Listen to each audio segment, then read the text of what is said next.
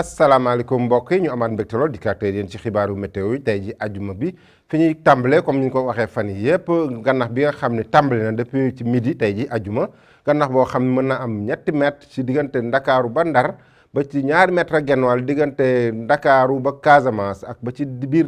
océan bi tamit ba ci juróom fukki kilomètres ul boobu mën nañ ko fa am ba tey donc ul boobu tàmbali na tey ci midi mën a dem ba dimanche ci midi encore nañ ci bàyyi xel bu baax bala ngeen dem géej ñu dugg nag ci xibaaru météo yi ci gën a fës xibaaru météo ci wàllu nataalu niir yi ci Afrique sowu jant daanaka niir yi bëriwul ci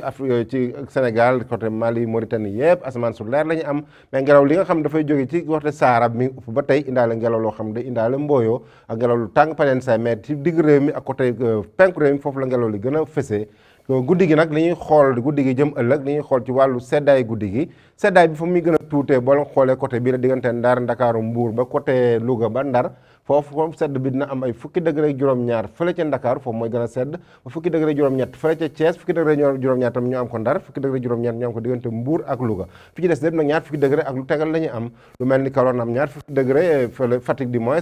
Ziguinchor am ñaar fukki degré benn ñaar fukki degré fële Sédhiou bu ñu demee ba ci côté penku bi température di yokk ndànk-ndànk Tambacounda am ñaar fukki degré ak ñett mais fa ñuy jëlee raw gàddu mooy côté Kédougou am ñaar fukki degré ak ñeent ca kaw fa diggante Matam ak Bakel foofu ñaar fukki degré lañ ci am ci guddi gi bu ñu demee nag ci samedi bi ñu xool tàngooru bëccëg bi ni muy demee Dakar daanaka mooy gën a feex parce que du tàng bu baax dina feex bëccëg gi ñaar fukki degré ak ñeent dong lay am fanweeri degré ak juróom ñu am ko fële Thiès bu ñu demee diggante Thiès Ngaye ba côté Pire foofu fanweeri degré juróom la ñuy am bu ñu demee ba Louga ñu am fanweeri degré juróom ñett bu ñu demee ba ca Ndar mu am fanweeri degré juróom bu ñu wàccee tuuti tamit fanweeri degré juróom ñett ñu am ko ci gox goxaan yu bëri diggante Ziguinchor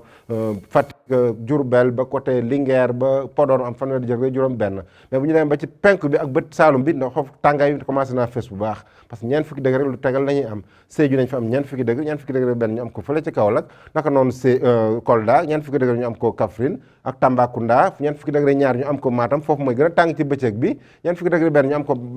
Bakel am ko fële ca Kédougou donc mbokk yi donc tàngaay mi ngi fi ba tey mais seddaay bi guddi gi ak fajar mi ngi fi mais nag fi ñu tëjee mooy fàttali woon rek gànnax bi nga xam commencé na depuis midi mën a dem ba dimanche ci midi donc mbokki nappkat yi ak ñi nga xam dañuy dem géej nañu bàyyi xel bu baax xibaar yooyu bala ñuy dem géej donc loolu la ñu amoon leen jox di daje ba suba ak jàmm wasalaam